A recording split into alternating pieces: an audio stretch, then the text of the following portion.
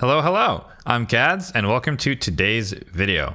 So today's video is going to be the first check-in on the Rat King Fusion. I did plan to do this on this day originally, but my Fusion guide being delayed makes it a day after I released that video, so there's not a ton to talk about today, but I still wanted to make this video just to show you guys what I've done to get this far. So if we take a look at the calendar here, today is Sunday, December 18th. The Ice Golem tournament has already ended. The Dungeon Divers 1 has also already ended. Artifact Enhancement is ongoing. The Summon Rush is going to end later tonight for my time zone. And the Classic Arena, we're in the middle of that. Champion Training event has begun, and the Fire Knight tournament has begun. So for my individual progress, we're going to start with the Ice Golem tournament here, where you can see I placed 9th. So I did quite a bit extra, right? Compared to the top reward here, the Epic Tome is always at 2750. So I did quite a bit extra there, and that was primarily to make sure that I finished Dungeon Divers last night. And I didn't mind farming Ice Golem a little bit extra because I am looking for the Provoke set and Reflex sets. It's worth noting here that since I did place 9th, I did win another 150 energy that I'll be using later today to continue champion training. As mentioned, Dungeon Divers was also completed by doing Ice Golem. That event is already closed since I collected the rare, so I could use it to champion train, which we'll talk about in a bit. So that menu is closed, but these basically coincided. For Classic Arena, this is where I'm at so far. I'm currently in 5th place. Obviously, I finished that easily yesterday, 390 points being the top, which is never a challenge or hard to do. But I did want to mention here, I typically push to get 1st or 2nd, depending on how hard the other people in the group are pushing. So this is fairly tame. I'm behind for now just because I haven't done some of my upcoming arena battles, but I'll definitely try to push into the top because I do like to get relentless if I can. But I do want to make note for you guys that finishing 8th to 4th is not a bad deal. So you get energy for 6th through 8th, and you get gems for 4th and 5th. So if your primary purpose for gems like mine is energy, placing 5th is just about or just over 1 energy refill because it's 40 gems, and then here it's almost 1.5 or almost 2 refills, sorry, for 75 gems. So even if you don't try to push for the top spot to get the relentless, don't be afraid of placing 4th through 8th just to get some free supplies for a little bit more effort in the Classic Arena tournament. And lastly, we have the Artifact Enhancement event, which is ongoing, but for my purposes, I've already completed it. I got to the 4,000 points. And what I ended up doing, even though I shared a couple of methods in the Fusion Guide, most of what I did was just leveling stuff from 15 to 16, because I had a lot of gear prepped on a lot of champions, so that was my primary method. So I did that about 6 or 8 times, and then there was a little bit of rolling up some gear to 12 just to see if the stats were good. So with those events out of the way, I shift my focus over to Champion Training and Fire Knight. So I have the Champion Training event pulled up here, where thus far I'm just under 4,000 points gained in the first initial hours. And how I managed to do that was I've already created 2, or I guess they're gone now, but I created 2 5-star chickens in addition to the other 2 I already had. And I was able to make Morrigan a 6-star. So I made 1 6-star, I made 2 5-star champions, and I also went ahead, since I acquired 4 of the rares already, you can see them here. So I already leveled 4 of the rares to level 40 and got them fully ascended, so those are ready to summon 1 epic. Now, I'm not going to be summoning any of the epics just yet, because if we pull up the calendar again, even though there is no champion chase that's part of the fusion, I suspect that there's going to be a champion chase during the Christmas weekend regardless, and so I'm waiting to see what happens there, and I'm going to prepare as many of the rares at 40 so I can get some champion chase points, assuming there is one. It's not being part of the fusion doesn't mean it might not still be there, so I'm going to wait and see. And even if it's not there, then there's no benefit to summoning them during a summon rush or any other day, so it doesn't really matter if it's not there. But if it is there, it would be helpful to get some free points towards a legendary tome or something like that. First question you might ask is, how did I do 4,000 points already in the first few hours? So I did use all of my short-term energy, so I had a bunch saved up from previous events and tournaments that were like 4 to 6 days prior to expiry, so I used all of those. I still have my full stack here up to for the last 3 months in terms of refills. I did use 200-ish gems to do the Ice Golem tournament that I mentioned earlier, so I'm down about 200 overall, but I did gain some back from some of the events and tournaments. I went through all of my dailies. I saved my weekly refills as well. I use that for champion training. And I also will use my Bazaar energy. I haven't used that yet. But I have this coming up in a couple hours or 2.5 hours, so I have another 300 energy there to use on champ training. And I do have my full stock of clan shop energy that I also will use for champ training. So I used quite a bit of energy stored, and I still have some energy stores to go.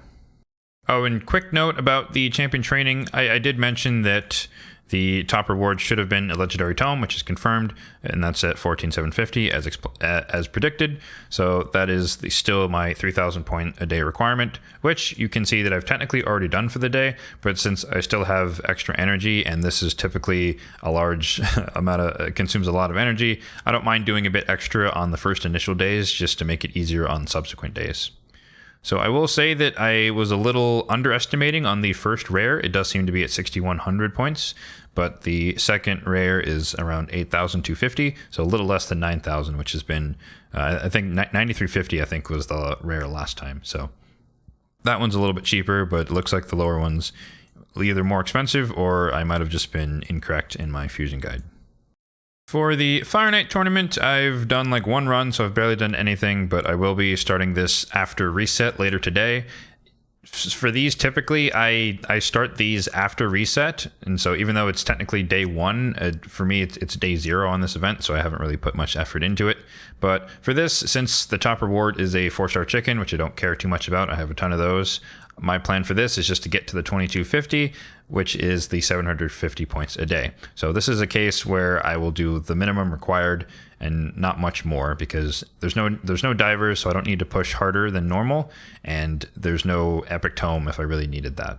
And lastly, for upcoming stuff, we do have the Summon Rush that I mentioned is ending later today for me, and I am not done with that yet, so I need to pull the 4 Sacreds, which we're going to do in a bit. And I pulled the mysteries already, so I stopped at 147 because once the game resets at 0 UTC, you have that daily quest to pull, or to summon 3 champions, so I'm going to do that then, and that will take me to 150. And the 4 Sacreds being 500 each that we're going to pull will take me up to the 2150, so I will have another Risk Arm ready to go. And now for one of the moments that you've all been waiting for, Kad's actually pulling his shards and not just being the standard hoarder that he is. First, I do want to highlight my Mercy tracker here. I'm at 11 out of 12 Sacred Mercy, so pulling 4 will get me into Mercy a little bit, but with it being only 2% per shard, I don't really expect to get a Legendary, but if I do, that'll be great. As far as the 10x is concerned, I have Allure and Cornelia, and they're already built and used on my account, so I don't really need dupes of them. They would just be more chickens. I don't use Chancellor Asmin at all. I don't have Noct or Kymar, but I do have Gaius, so a dupe Gaius would be kind of cool, because that'd be a faction guardian. Kymar would be new, and that'd be cool to have some reset. Noct, I guess, would be nice, but I already plan to use Muckstalker for the dungeon, so I don't really need a legendary to do the job of a rare, but nonetheless, I would take whatever I get. So, let's get into the pulls. First one up is an epic, as expected. We've got a Taurus. Good for setting up poison explosion teams if you have the other champions required. It does require this to be booked to have a 100% chance, but he will place 4 poisons on an AoE, so it's affinity friendly as well for poison explosion teams.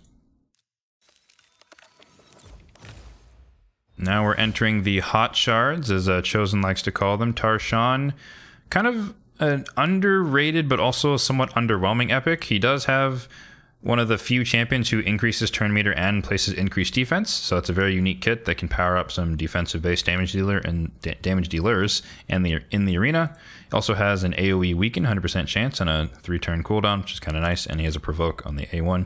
Can be kind of useful, but fairly niche since there aren't that many defense based damage dealers, and you're almost better off in the Stone Skin meta with the very, very slow nukers running your Mithrala for increased defense.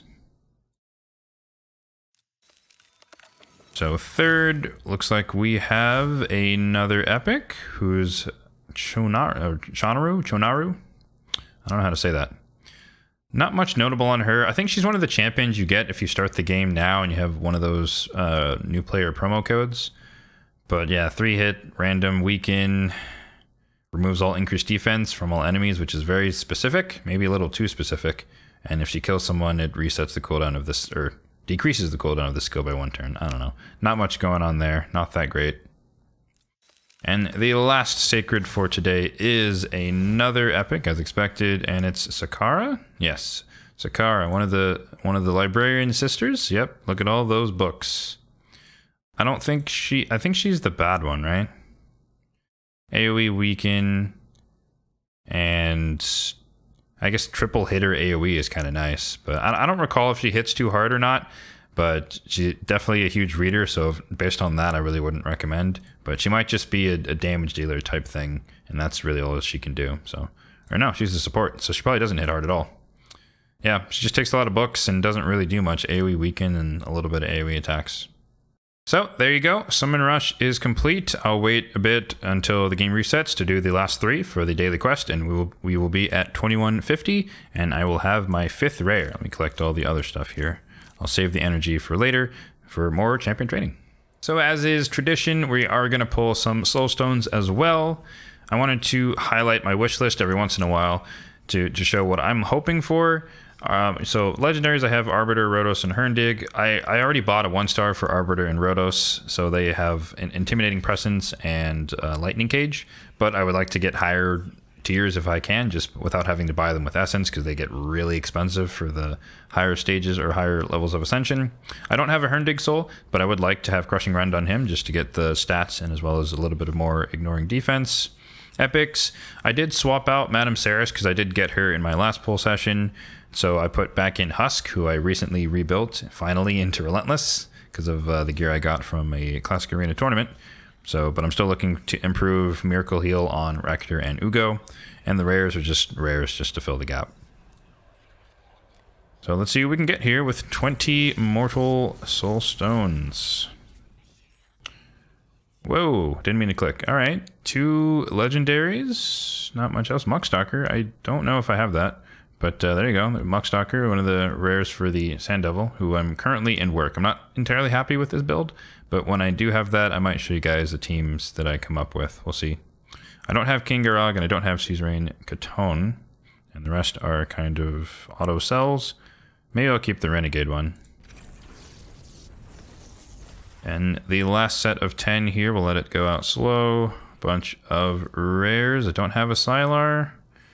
Probably won't use Birengiri. I think I already have my Soul Bond ascended. And Tanix and Theresk now, so not much to show there. A couple of soul coins. Oh, do we have enough? I could buy an Immortal. You know what? Let's do it. Let's buy an Immortal. Let's get super lucky here and just pull this extra bad boy. And 6-star Legendary Herndig. No. 3-star Epic. Oh, but it's Farrakhan the Fat. You know what? I do have him in a Reflex set. He might be, that might be Phantom Touch. I'll decide on that a bit later. So, not the worst, not the best. All right, so that's going to do it for today's video. As I mentioned, I will be focusing on champion training, which you could see in the background here, as well as working on Fire Knight for the Fire Knight tournament. I will be out of town between Christmas and New Year's, but I will try to do one more check-in prior to my departure, just to share how I got along with the champion training and the Fire Knight, as well as a little bit of the Dungeon Divers 2 that will have begun. If this video has been helpful to you, let me know in the comment section down below, or just drop a like on the video. Be sure to subscribe to the channel if you're enjoying the content and you'd like to see more like it. Thanks for watching, and have a good one.